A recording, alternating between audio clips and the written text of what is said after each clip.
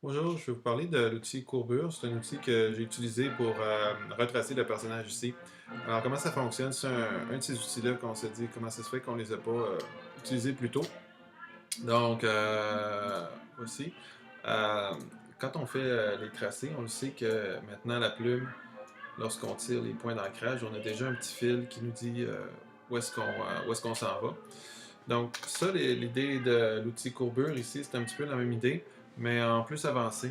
Donc, comment ça fonctionne? C'est qu'il faut faire des points, il ne faut pas tirer les poignées.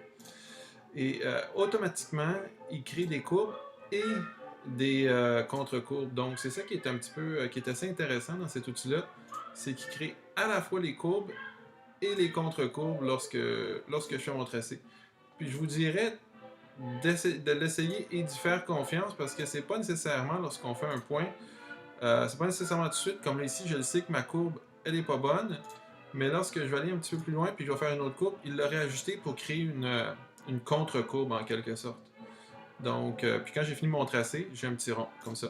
Une fois que mon tracé est terminé, là, je me retrouve à avoir ces points-là, qui sont mes points de courbure et que je peux venir replacer. Et tout l'ensemble du tracé vient considérer l'ensemble du tracé, vient se positionner là, en conséquence de mon point de courbure.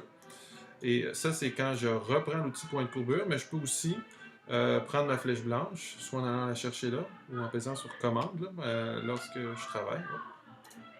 J'ai pas pris ma flèche blanche avant de travailler, donc mon commande ne marche pas. Et en allant travailler sur mes points d'ancrage directement. Si je travaille sur mes points d'ancrage directement, après ça, je peux reprendre l'outil de courbure et revenir cliquer sur mes points de courbure aussi là, par après. Ils vont réagir comme des points de courbure et non pas comme des points d'ancrage, c'est-à-dire qu'ils vont tout refaire le tracé au complet lorsque je le fais. En passant, c'est du Blanche Callaway qui joue en arrière-plan, Jazz 1930. Très, très, très, très bon.